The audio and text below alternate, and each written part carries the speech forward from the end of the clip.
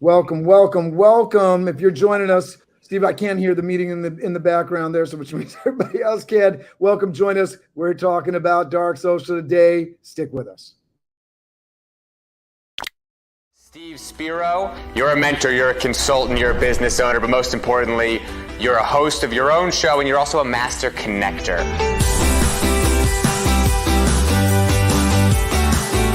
Steve Spiro is one of my idols, and I love listening to everything that he does. He's such a dynamic individual. Some of the topics I really enjoy speaking on is how to really connect, whether it be in person or through social media. I love to lead with my weaknesses. I lead with, my vulnerabilities. It's fine because I'm okay with who I am. Number two is how to go from being inward focused, self-focused, into others focused. Being willing to give and go out there and look to serve. That will attract the right things. Another one is on leveraging LinkedIn to really grow your business. You could reach a lot more people. You could broadcast a message to people that actually consented to want to know you. And then lastly, overcoming big obstacles. I love sharing. I was a shy, introverted kid, picked on, bullied, learning disabled, dyslexic, really in a dark place. I was really in a box, in a shell, and I've been able to break out of that box. And so I love being able to inspire people and really help them. So the Master Connector was born. The world is my networking event, right? I meet people all the time. My goal is to meet 3 strangers every single day. Steve is open to meeting you. You should set up a face-to-face with Steve. One little conversation can really change your life.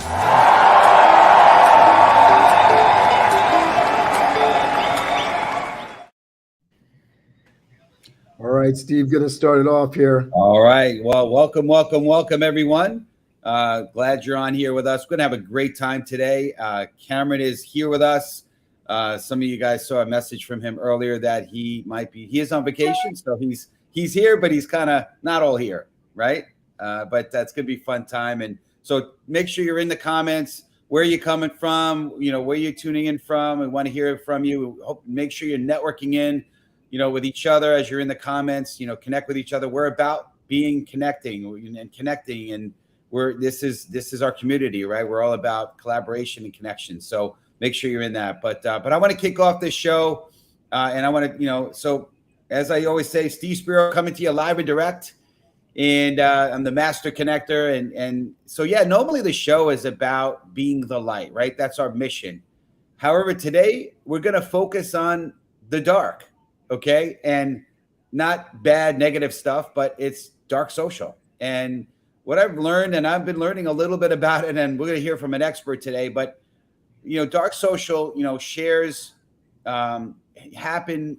When you share something, when you send out a share on a link via email or text or direct messaging through some kind of platform like Facebook, you're participating in dark social, right? And I don't know if you know that or not, but the thing is, the interesting thing that I'm learning, and we're going to hear a lot more about it from Sarah, but those things you're doing are actually not easily tracked by some of the, and this, again, I'm not an expert, so we're going to hear about it, but it's not really tracked. So that's why it's sort of dark social, right? So there's different things that we can learn about this and how we can leverage it the right way. And so we definitely can't wait to hear what Sarah has to say.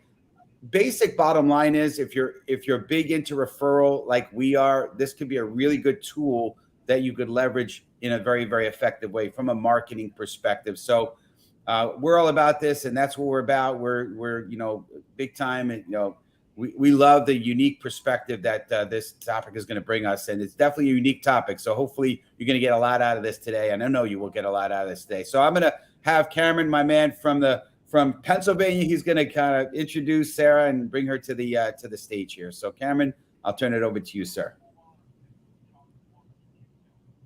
Absolutely. All right, here we go. Sarah Scudder is a self-proclaimed supply chain nerd. Sarah's a sustainability nut and lover of all things Bradley Cooper. She's been trying to get a dinner date with him for over 2 years. The struggle is real. She's good at loading the dishwasher, but can't keep potted plants alive. Green is her favorite color. Sarah hosts a monthly Voice of Supply Chain show that features people in supply chain doing extraordinary things. She also hosts monthly manufacturing woes and women in ERP shows and enjoys speaking about marketing and supply chain related topics. Please follow her hashtags, hashtag manufacturing maven and hashtag women in ERP to get daily manufacturing ERP supply chains. I'll post those in the chat. Please welcome to the show, the stupendous, the styling Sarah Scudder. Howdy from Austin. So I moved here about 10 months ago from Cali, Danville, so San Francisco Bay Area. And this is my first Austin summer. So I've not lived through the heat or humidity before.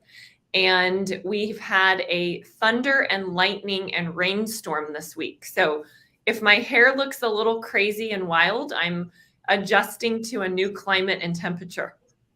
I think your hair looks amazing, Sarah. Different from the profile picture, that's for sure. Yeah. My profile picture is a hair poof. And now that I'm in Austin, things are a little bit different. You do your hair and you go outside and it's just crazy with the humidity. So I'm learning a new way of life. That's great. That's awesome. Well, we're happy to have you on the show. We're excited to get things rolling here. And so in typical style, we're going to ask our community, we know we love stories. So if you're ready for Sarah's story, I want you to type in right now, hashtag story, right in the comments, and we're going to get things rolling here. But so Sarah, obviously, it was mentioned in your bio about being a supply chain nerd. So we want to tell us your journey, how you became a supply chain nerd. Yeah, so I was planning actually to go into the fashion industry. I did runway in high school. I'm 6 foot tall without heels. So runway is just something I've done when I was a child. And my senior year in college, I was planning to move to New York, London, or SoCal after I graduated. Eventually, I wanted to open my own company producing fashion shows. I had finished a presidency at my sorority and was helping to put on a big fundraising event, kind of my last hurrah before I graduated. And I needed to source and procure all these marketing related things for the event: media, print, apparel, swag. And I didn't really know what procurement or supply chain or sourcing was. So I hired a local company to help me source and procure all the things we needed for the event. After the event, they came to me and said, we would like to have younger people at our company. We'd potentially like to start an internship program. Would you like to join our team when you graduate?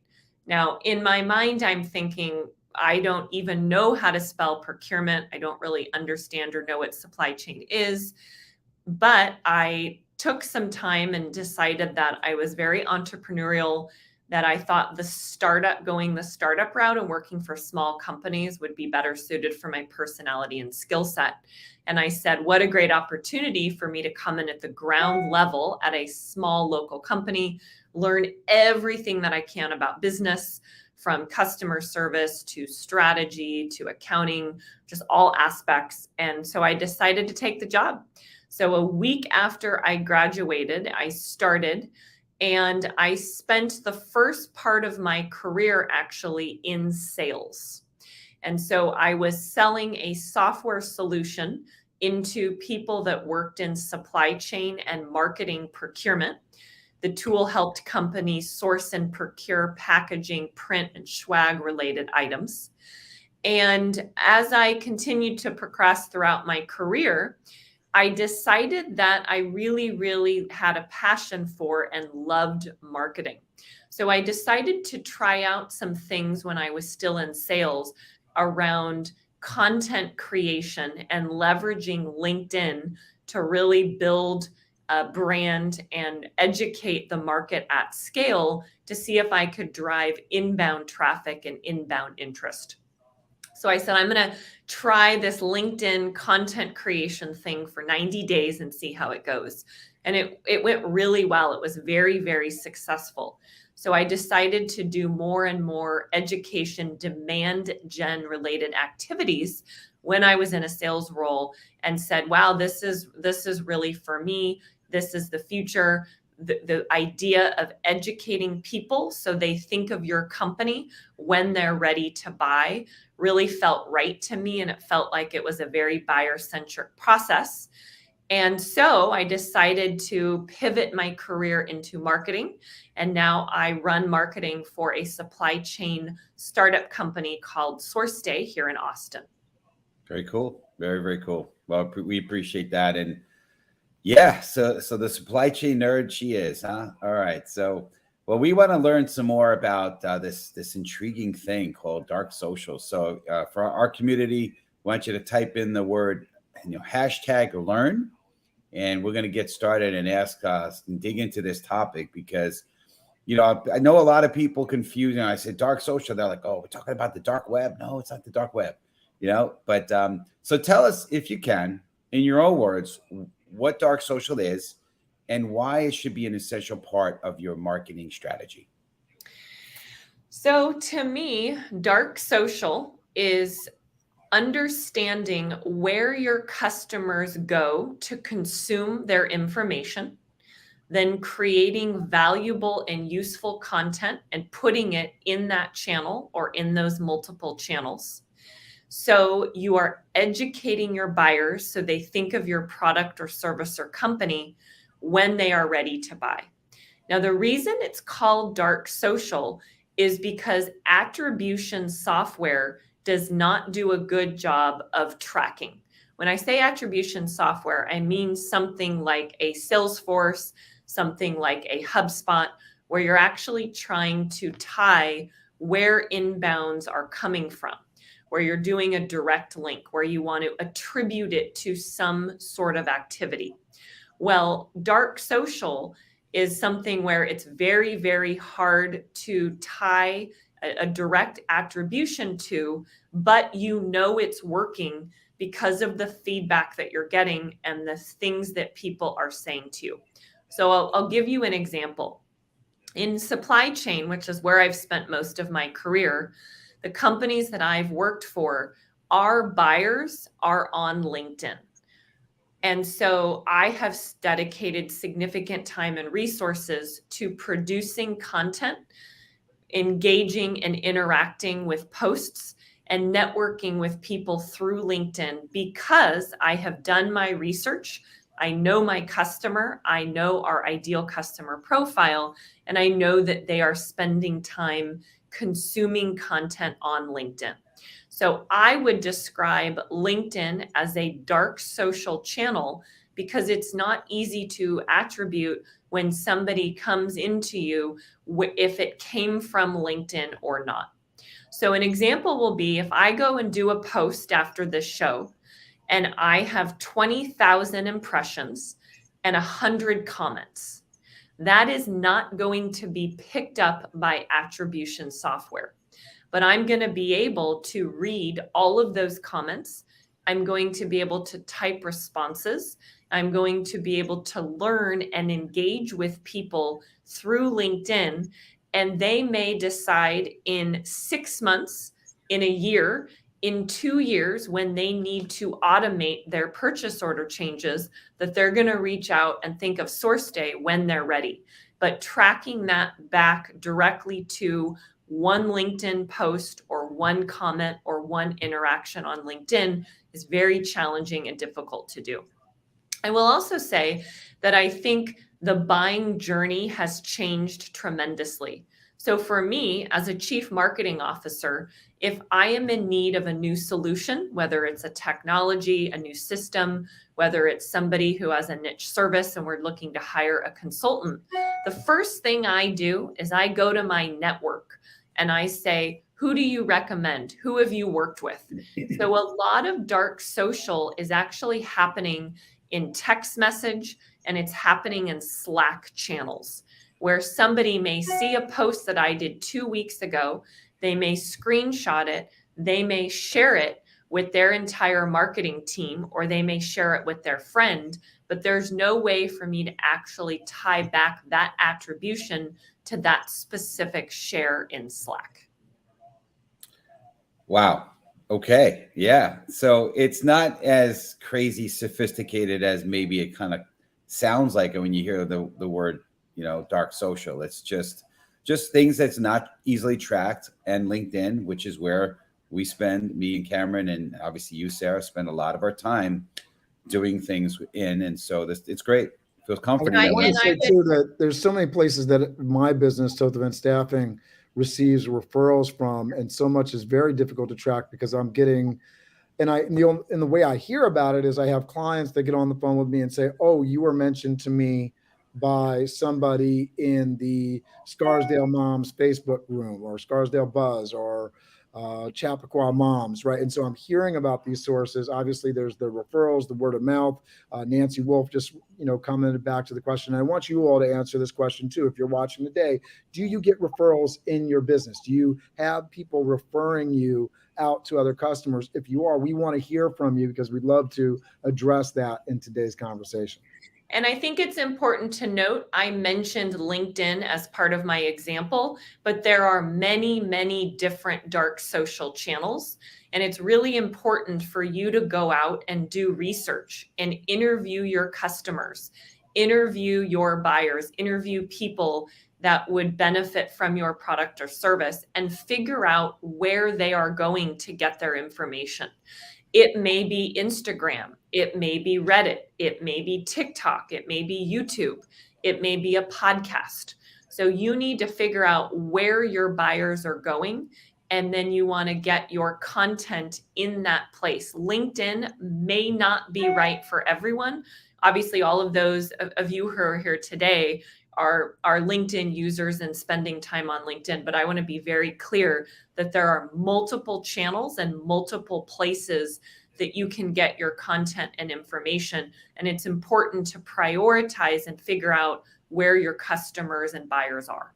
Okay. And I want to engage Amy Galliano just got in here. Yes, 100% referral based. So where are you getting your referrals from? Amy Kanarak is in the comments on Facebook today. Where are you getting your referrals from? I know she's getting referrals from all over the places. Are there different social media channels that you're having success with selling jewelry? Tell us what your business is. It's a great opportunity to promote your business. Tell us what your business is and where you're getting your referrals. Let us know in the comments because we want to speak to this and use these as examples. And I know your comments will help other people that are watching the show. Absolutely, for sure.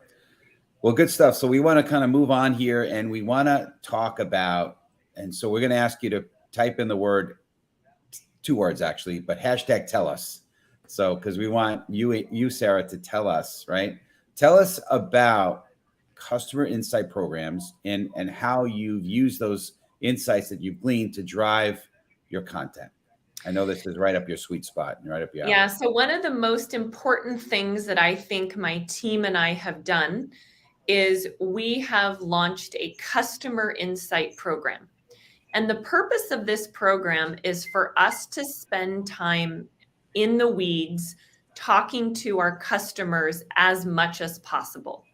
Now, if you can actually go in and meet with your customers in person, sit in their office, sit in their manufacturing plants, drive around town with them, I always recommend in person when possible. Now with COVID and some of the travel challenges, I know that's been a little bit more difficult. So if you can't do it in person, set up a way and a process to reach out and schedule time to interview and talk to your customers. You want to record these conversations so you can go back and listen and take notes and share them with different team members internally at your company. And then it's important to take all of the insights that you gleaned from your customers and have multiple strategy sessions internally with marketing and other key stakeholders and other key departments, and use this to drive your marketing and content strategy. It's also important to help drive your product roadmap. If you're interviewing customers and they are continuously telling you that they have a specific challenge or they have a specific need, it may make sense for you to say, maybe this is something that we need to focus on and prioritize because there's a need in the market that's not being met. There's a need that's not being serviced. So the more insights that you can generate from your customers and use those to drive your strategy, the better your marketing is and the better your pipeline and your demand gen is going to be. One of the craziest things is I talk to marketers who have never, ever spoken to a customer. So Steve, I can't even process, I can't even imagine. To me, good marketers know how to interview and glean insights and information from their customers. I love what you're saying there, Sarah, because, our show is all about connection, right? And yeah, technology is great, but what you're saying here is, yeah, technology, but with the human touch, right? Having real communication, going out and seeing your customer, getting feedback. You really, again, there's things you could automate, there's things you could do, but beyond that, are you talking to people and getting feedback? So that's, I really resonate with what you're saying there. And I think it's more important, more than just having a casual conversation. It's having structured questions that you've really thought through that are going to drive detailed, thoughtful responses. So you want to avoid yes or no questions. You want to ask what or how type questions so you can actually allow the customer to expand and give you useful knowledge. So I have sat through some interviews before, and they were kind of useless and not overly valuable because the right questions were not asked. So really important part of your customer insight program is fine-tuning and asking the right questions. Again, recording those conversations, and then having a process of what you do with that information. After you do the interviews, after you listen to the feedback, how are you actually going to take action on those insights? And one of the questions that I recommend you ask every customer you talk to is, where are you going to get your information? And what social media platform do you use the most for business? Those two pieces of information are really important and will help you prioritize and figure out where you want to create and put your content and your information. Yeah, absolutely. Knowing the platform, I know a lot of times people have this conversation. They say, I don't have a big LinkedIn profile. Should I get on LinkedIn? But I say to them, well, first of all, who's your market? Who's your audience, right? If you're a lifestyle type brand, maybe a personal trainer, something in that realm, it's probably, and again, agree with you, check with your audience, right? But more than likely, they're probably on Instagram looking at, workout tips. They're probably on TikTok. They're probably not on LinkedIn. However, the advantage to LinkedIn is your demographic. If you're looking to get that CEO who's looking to get into shape, you probably might have a better shot at finding that person on LinkedIn. But in terms of what you're trying to do on a brand messaging standpoint, it's probably going to be more effective. But I agree with you that talking to your audience, to your clientele, your client base, and getting a feel for where they're at on mostly is great advice for knowing where to really spend a lot of your time. And Steve, the other thing I'll say is I've seen marketers make the mistake of trying to do everything at once. So they will say, okay, well, we're going to launch a podcast. We're going to start producing content on YouTube. We're going to start posting on LinkedIn. We're going to get active on Twitter and Facebook. Most companies that have limited resources, budget constraints, smaller staffs, do not try to do everything at once, because then you're not going to do anything well. It's not going to generate ROI, and you're not going to be happy with the performance. So pick one or two channels that your customers are on and using, and prioritize all your time and energy there and master it. So for me, that was LinkedIn. That was my main priority and focus for the last 3 years. Last year, I decided to add Twitter. Once I hit a certain number of followers, now I've decided to launch a podcast. But the point is, I didn't do everything at once. I wanted to master one at a time and become an expert before I tried to build out and add more channels. I love that. And so you kind of stole my thunder a little bit, but we could dig into that. So I want the viewers, our audience, our community to type in the word #what, because we want to ask you, dig into this a little bit more. What do you need to do to really master this? Now, obviously, you're kind of talking about focusing on one channel, but you said master it. But tell us a little bit more on what does that mean to master it, and how do you do it?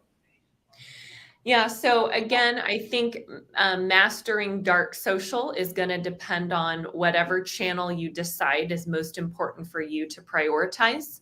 Again, for me, my first priority for myself and our company has been LinkedIn, because that's where we have found more of our buyers are going to get information there than anywhere else. First thing I would recommend doing is blocking off time in your calendar every single day to go on the platform yourself. Do not outsource the activity to somebody else. I know people that do not actually manage their own LinkedIn profiles. They are going and they are having somebody else do it for them. And I think that's a huge mistake, because you are missing out on the learning experience, understanding yourself, how it works.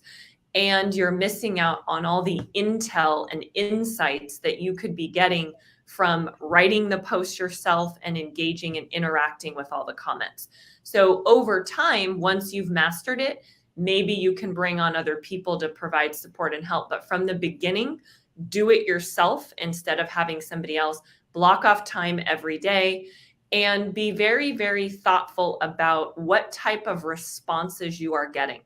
How are people commenting? What are they saying? And you may need to pivot and change your style and strategy based on the feedback that you are getting. I completely agree. You know, we just recently hired a VA team, but they're doing some things that no offense to anybody, but a monkey could do, right? And I agree with you. There's stuff that you need to use your brain and you need to get a feel for. I think that's great. And I think being able to really communicate and really express who you and what you are, it's going to be tough for somebody to kind of talk in your language. So I like what you're saying as far as, making sure that you're not just delegating it all. Just maybe pieces of it can be delegated, but not the overall management. Because you're right, you can get a real feel for something if you're in it. From afar, it's hard, right? Getting a report on something that's not the same as you're in it. You're in the game doing it. Right. The reason you're doing this is to get insights that are going to drive your strategy. And so if somebody else is doing it for you, you're not going to be capturing and getting those insights. So very, very important. It's awesome. It's great stuff. So we're getting towards the tail end. Cameron. Yeah, let me throw this in there too, because I think it can be hard to wrap your head around, having these conversations, but I find documentation, right? Keeping notes. So I don't use a lot of fancy customer, CRM, right? Customer relationship management software. And, I getting pushed by my business coach, Lynn Rowe, to get one, but they're very challenging. There's a cost to them. It's another system to update. I'm still looking for that solution that's going to work with all the things I already got going, so I don't have to duplicate those efforts. But on that duplication of effort piece, right, it's really easy if you capture that information while you're having that conversation, if you're going back to it afterwards and trying to remember and all that stuff. So I really encourage you, whether it's just using the contacts in your phone, I'm a big Google Contacts guy, making sure that you're recording that information. Where did this customer come from? And over time, each time you're speaking with a customer and you're asking that question, if they didn't already tell you, a lot of customers tell me, and one of the mistakes that I've definitely made in the past is they initially say it right when they get on the phone with me, and I don't know where the conversation is going always, so I'm not always quick enough to capture that initial note. So being diligent and having that dogged, go after it. I love Chet Holmes' piece in The Ultimate Sales Machine, that just dogged, like, I'm gonna, you're just after it, and you just know that these are things that work and you're consistent with it and you know that you're going to do it. And so asking, if you're a salesperson, asking for the sale in one way or another, if you don't do that, that's a mistake, right? And so you have to have that go get it, go at it kind of thing, and getting the source of all these referrals, finding somebody. One of my favorite marketers is a guy named Chris Walker, and he has a podcast called The State of Demand Gen. And he talks about something that we've implemented here at SourceDay, and I highly recommend it for other companies, And it's adding a field on all of your forms and if you are using a CRM system for your team to ask, how did you hear about us? And this simple question will give you very, very important insights about where customers are actually hearing about you.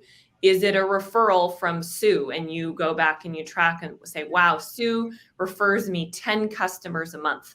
Maybe I need to go and do something above and beyond for her. And I need to send her a gift or send her a thank you note.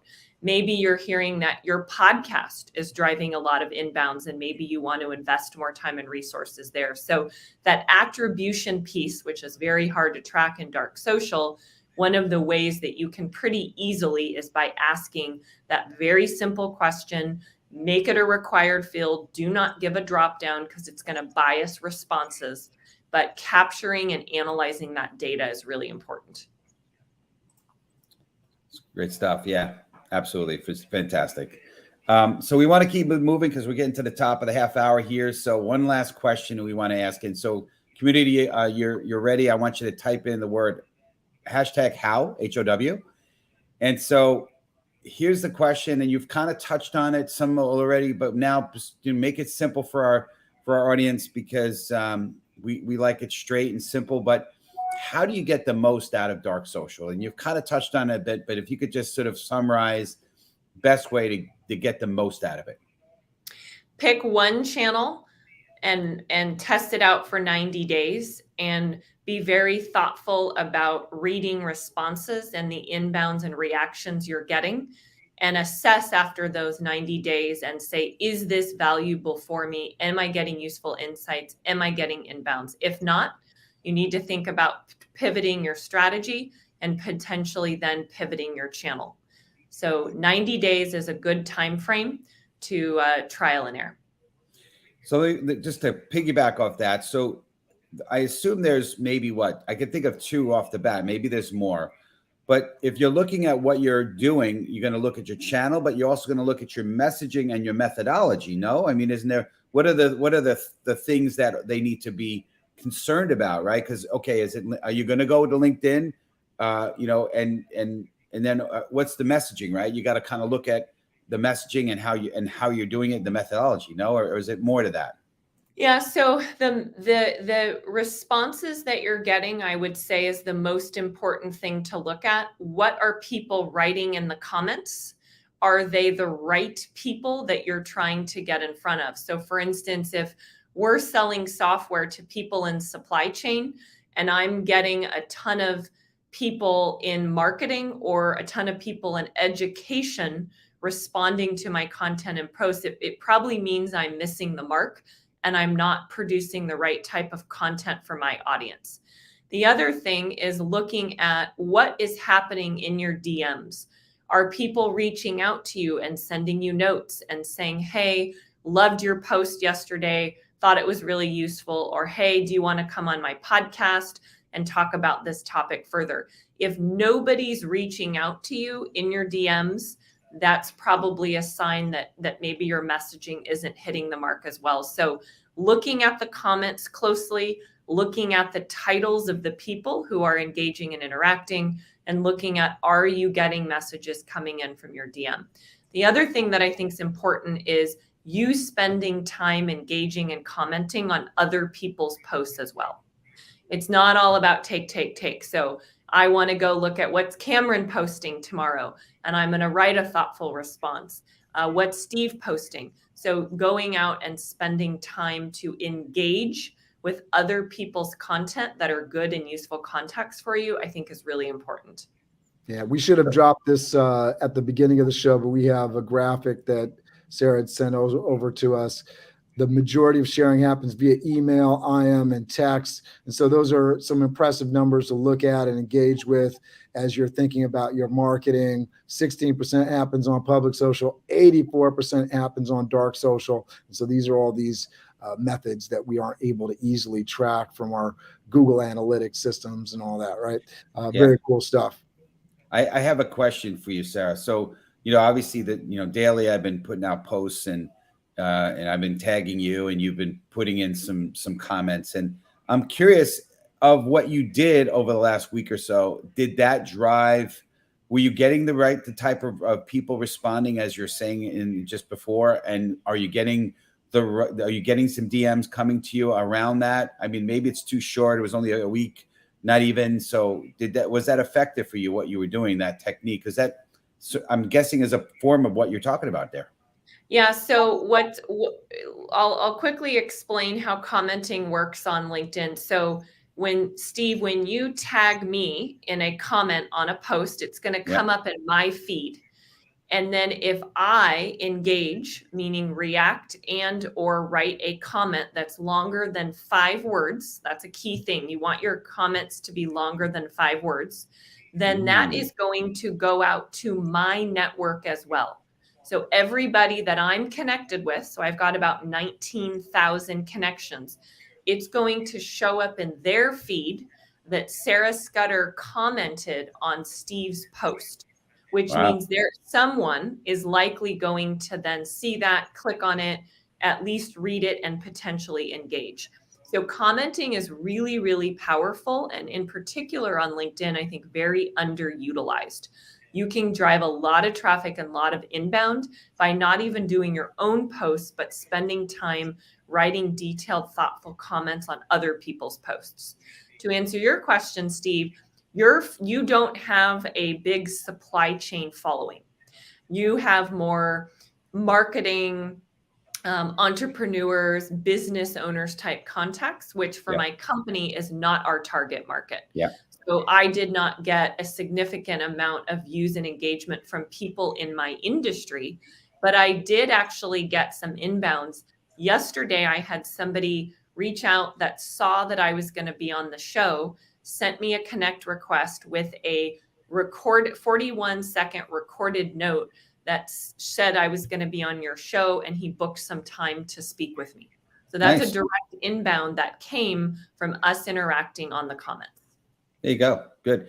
Well, worth the price of admission already. With I didn't know that the 5 words or more on the comment. I am gonna, because I've done the little thumbs up and the little praise sign, and I've done in a couple words, but that's great. I'm appreciative of that. And when you're doing the comments, another tip is don't just respond, tag the person. Yeah. So when I responded to you, I always go and tag you in my response. And then again, you'll see I made sure that my responses were longer form. Well, that's really helpful. So we're going to close things down here, but we appreciate you, and nice glasses, Cameron. I got to show off the vacation vibes. Yeah. It looks like you're going to the beach. Wear shades, All right, ladies and gentlemen, this is how we do it. Every week we come on here, we try to provide you some amazing information. Sarah's accomplished that today. Make sure you're commenting. Make sure that you are following up with your customers. Amy Kanarek said, and I thought this was particularly great advice too, very smart advice about skipping the drop down to get more authentic responses when you're asking customers where they're coming from, right? So that you're getting really true and good information. John McPhillips got in here. Very appreciative of the information, great information. Nancy Wolf, this is so helpful. Thank you. So I know we did our job today. We were the light. Steve, Sarah, thank you so much. And this is how we end our show every week. We're going to crush it. And we just want to remind you that next week, episode 78, Sean Douglas will be on with us, and we'll be talking about Live Your Brand, which is an incredibly important part of the marketing equation. So we're going to count down to crush it here with us. Sarah, we'll hope you join us. So we're going to hold up our hand with our 5, and we're going to count down 5. Ready? 5, 4, 3, 2, 1. Go out there and crush it. All right, everybody. Have an amazing week. Next week. Thank you, Sarah.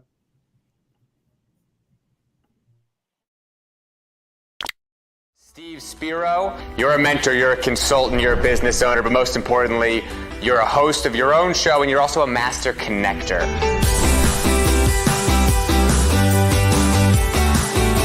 Steve Spiro is one of my idols, and I love listening to everything that he does. He's such a dynamic individual. Some of the topics I really enjoy speaking on is how to really connect whether it be in person or through social media. I love to lead with my weaknesses. I lead with, my vulnerabilities. It's fine because I'm okay with who I am. Number 2 is how to go from being inward focused, self-focused, into others focused. Being willing to give and go out there and look to serve. That will attract the right things. Another one is on leveraging LinkedIn to really grow your business. You could reach a lot more people. You could broadcast a message to people that actually consented to want to know you. And then lastly, overcoming big obstacles. I love sharing. I was a shy, introverted kid, picked on, bullied, learning disabled, dyslexic, really in a dark place. I was really in a box, in a shell, and I've been able to break out of that box. And so I love being able to inspire people and really help them. So the Master Connector was born. The world is my networking event, right? I meet people all the time. My goal is to meet 3 strangers every single day. Steve is open to meeting you. You should set up a face-to-face with Steve. One little conversation can really change your life.